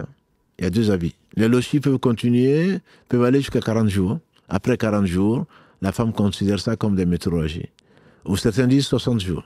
Bon, l'avis majoritaire, c'est 40 jours. Ne te précipite pas, ma sœur. Comme le disait notre mère Aïcha, à ses compatriotes, et à ses contemporaines plutôt, elle disait, ne vous précipitez pas. Ne vous précipitez pas. Attendez d'être sûr que vous n'avez plus les menstrues. Et donc les lochis, je te dirais la même chose, ma sœur. Je te dirais la même chose, pourquoi? Parce que tu as 40 jours, entre guillemets, pour ne pas prier encore. Et donc, c'est pas parce qu'au bout de 48 heures que tu n'as pas vu d'écoulement de sang que ce n'est plus que c'est la fin plutôt des lochis. Je comprends ton désir de retourner rapidement dans la pratique de la prière, ce qui est excellent, mais en même temps, alhamdoulilah, il faut être sûr que tu n'as plus de sang. Et donc, effectivement, tu t'es trompé, alhamdoulilah, tu n'as pas de péché, tu sais que tu pensais être des pertes blanches, ne l'étais pas. Mais si après 40 jours, tu as eu des pertes blanches, là, il te faut prier. Même si ensuite tu revoyais le lendemain ou le surlendemain ou 2 jours après, tu voyais quand même donc d'écoulement de sang. Donc il te faut refaire cette prière à ma connaissance parce que le sang qui est revenu fait partie du sang des lochis. Parce que ce n'est pas dans les 40 jours. Et donc par conséquent, tu dois refaire la salat Isha et qu'Allah te bénisse et bénisse également donc ton enfant ou les enfants s'il y en a plusieurs.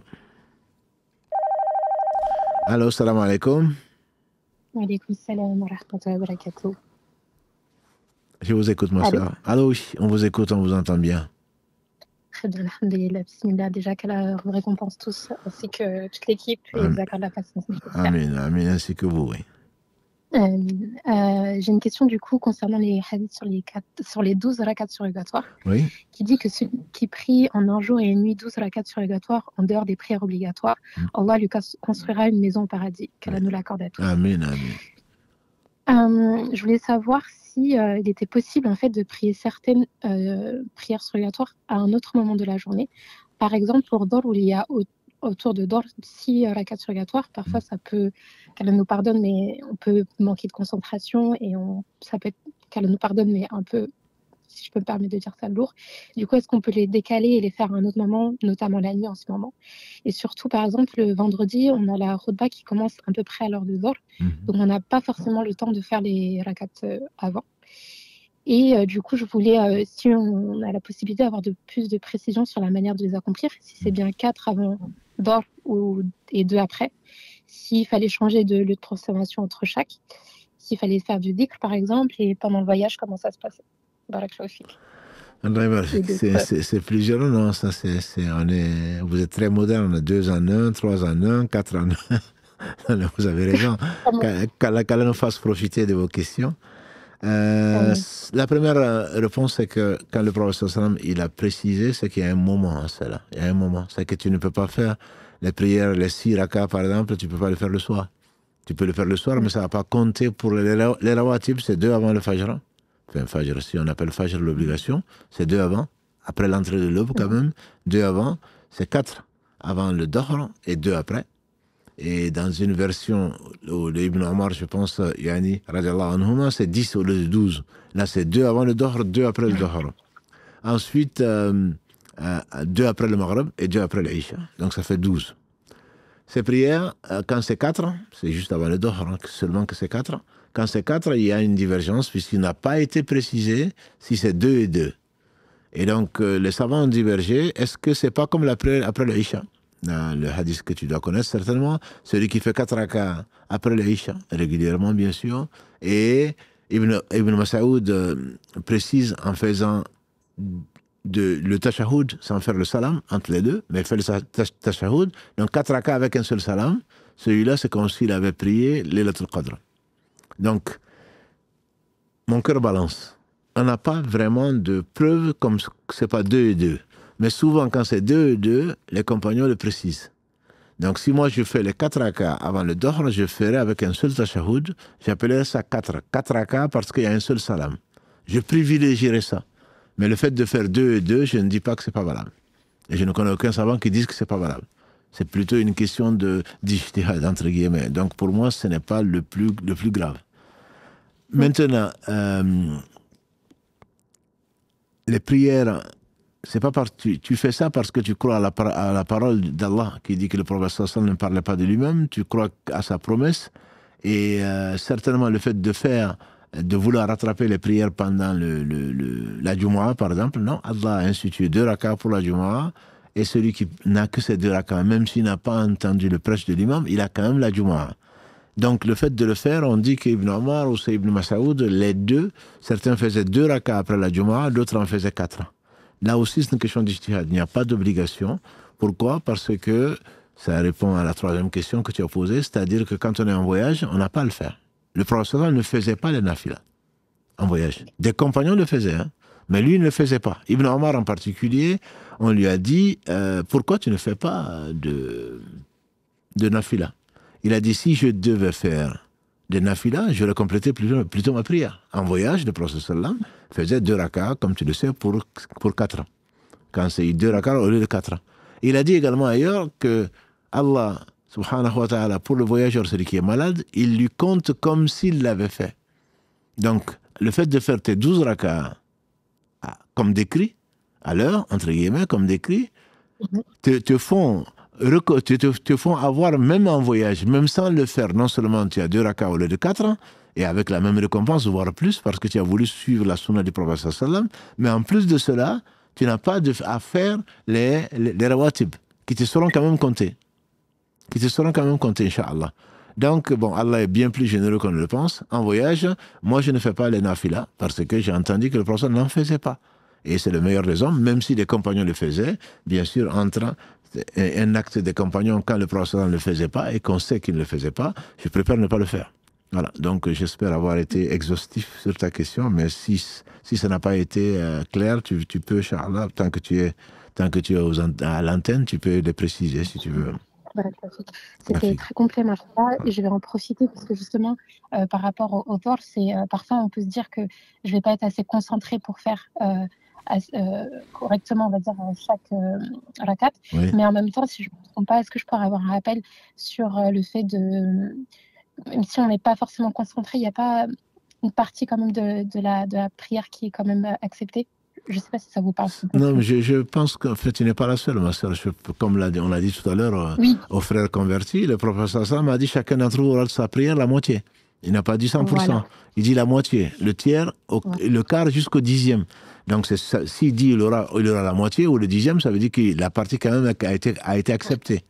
Voilà, donc là, il n'y a pas de souci dessus, alhamdulillah, et Allah multiplie la bonne action de 10 à 700 fois, donc on espère déjà que ça fera au moins une prière complète, même s'il faut bien entendu faire beaucoup d'efforts, parce qu'on est devant Allah, c'est la prunelle des yeux du prophète sallam, c'est une relation directe avec le Seigneur des mondes, donc qu'on essaye de laisser ce bas monde au moins pour 5 minutes, quoi.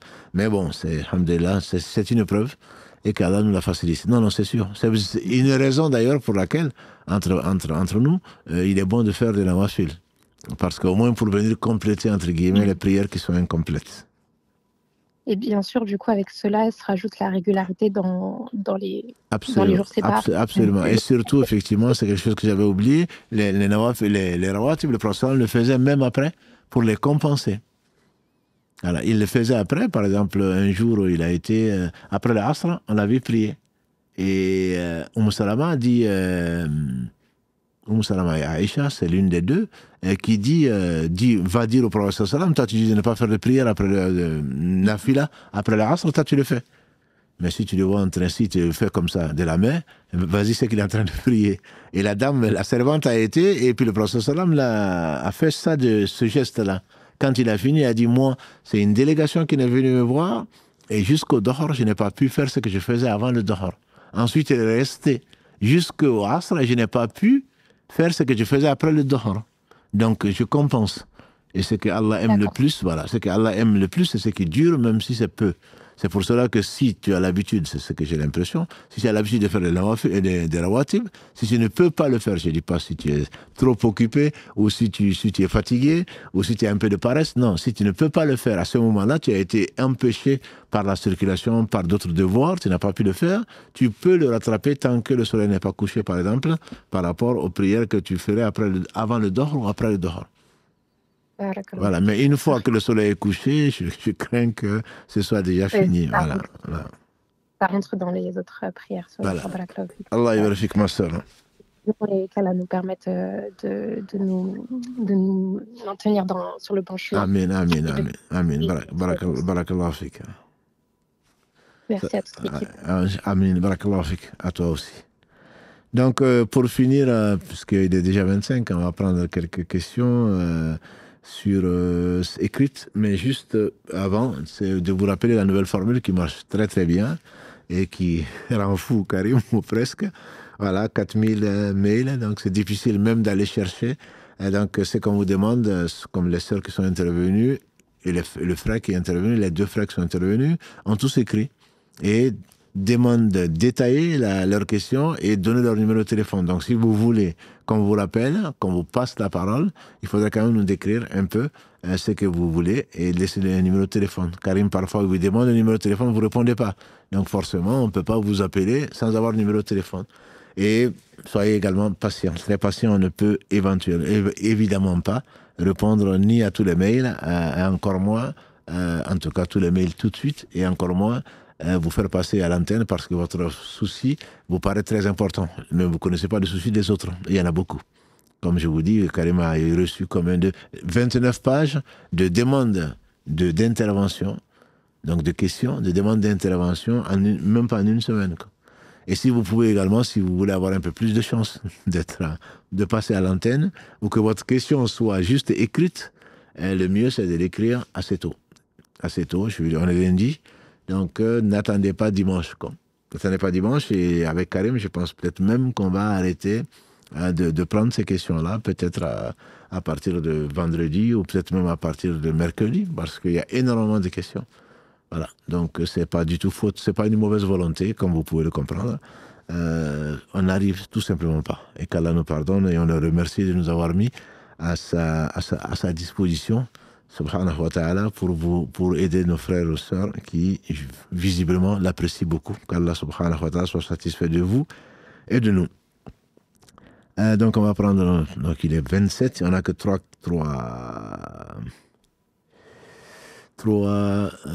minutes qui passent. Donc, je vais prendre une des questions d'un de nos frères, donc, qui dit Salam alaikum Karamoro. C'est un frère donc, qui profite de votre savoir depuis les États-Unis. Donc, on te salue, le frère, même si là-bas il doit être assez tôt. Qu'Allah vous accorde ainsi que toute la famille, le firdaus sans jugement. Amin. La question est la suivante. Étant donné une personne priant avec un imam dans une prière obligatoire, et que l'imam et la personne se trouvent à la dernière position assise, position où après la lecture de la tashahhud, il y a la salat ibrahimi, Allahumma salli ala Muhammad, l'imam va prononcer le salut final. La personne dans cette position-là, craignant de perdre son ablution, prononce le taslim avant l'imam, mais en s'assurant d'avoir récité le tashahhud. La prière de cette personne est-elle valide? Mon frère, même si on est chez Trump, c'est des choses qui ne se font pas. Ça ne se fait pas. Non. Tu es derrière l'imam, tu dois suivre l'imam jusqu'au taslim. C'est ce que nous a enseigné le prophète sallam. L'imam a été désigné pour être suivi. Quand il dit Allah Akbar, dit Allah Akbar. Quand il récite, taisez-vous. Et à la fin, quand il dit jusqu'au salam. Donc, si tu as dit de façon délibérée, tu as fait exprès, tu as dit salam alaikum, ta prière est nulle. Il te faut la refaire après avoir été, faire ce qui te pressait de faire. Voilà, tu refais les ablutions et tu fais ta prière seule. Si tu as fait exprès, si tu n'as pas fait exprès, Shaitan t'a fait oublier, tu as dit salam alaikum, ta prière reste valable, à condition bien entendu que tu restes dans la prière et ensuite attendre que l'imam dise salam alaikum. Tu dis le salam et tu n'as même pas besoin de prosternation. C'est l'imam qui prend parce que tu as oublié. Mais si tu l'as fait exprès, cette prière est à refaire. J'espère que ça ne t'est pas arrivé. Si ça t'est arrivé, ben, il va falloir que tu refasses cette prière-là et qu'Allah te pardonne et nous enseigne ce qui nous sera utile. Donc il dit barakallahu fik, qu'Allah vous accorde la hikmah, amin, j'ai dit amin, parce qu'Allah dit dans le verset 269 de la sourate 2, celui à qui la sagesse a été donnée, il a été donné un très grand bien. Et quand Allah parle de hikmah, parfois c'est compris dans le Coran, parfois c'est compris comme la sunna du prophète sallam ou carrément la révélation d'Allah subhanahu wa ta'ala, bien sûr, plus de révélation divine après la mort du prophète sallallahu alayhi wa sallam, si ce n'est peut-être par rêve, qui est un 46e de la prophétie. Sinon, donc la hikmah, c'est vraiment extrêmement important. Extrêmement important. Et donc, on dit amin. Barakallahu fik, mon frère. On va s'arrêter là. J'avais dit plusieurs questions, mais il est déjà 31. On va s'arrêter là, Karim. Barakallahu fik pour, comme toujours, pour ton efficacité et ton professionnalisme et ta patience aussi avec nous. Et qu'Allah subhanahu wa ta'ala donc vous aime, mes frères et sœurs, et en vous rencontrant, ça n'a fait qu'augmenter l'amour d'Allah subhanahu wa ta'ala pour vous. Et qu'Allah, comme il a promis par la bouche de son prophète sallallahu alayhi wa sallam, l'homme sera avec les gens qu'il aime. Donc on va demander l'amour d'Allah subhanahu wa ta'ala, l'amour des gens que Allah aime, ce qui n'est pas une mince affaire. Et l'amour des actes qui vont nous rapprocher de l'amour d'Allah subhanahu wa ta'ala. On va lui demander encore plus de bénédictions sur le meilleur des hommes, Mohammed sallallahu alayhi wa sallam, sa famille, ses compagnons, tous ceux qui les auront suivis dans le droit chemin. Et on demande à Allah subhanahu wa ta'ala de suivre leurs pas. C'est ce qu'on demande au moins 17 fois par jour quand nous disons Sirata alladhina an'amta alayhim. Et donc notre prochain rendez-vous, Inch'Allah, sera mercredi, donc dans 2 jours, à 19h encore. Et donc pour parler de la médecine des cœurs, et plus particulièrement dans la série, donc la corruption des cœurs. Et qu'Allah nous purifie le cœur et nous préserve contre les conséquences de nos péchés. Barakallahu fikum, mes sœurs et frères, et surtout ceux que j'ai rencontrés samedi et dimanche, mes nouvelles filles, dans Aïssata Diarra, et bien d'autres. Merci donc également au Aïssata, et notamment Aïssata Doukouré, et toutes les autres. Je ne vous ai pas oublié. Qu'Allah subhanahu wa ta'ala vous aime et vous pardonne, et qu'Allah vous bénisse. Barakallahu fikum. Wassalamu alaikum wa rahmatullahi wa barakatuh.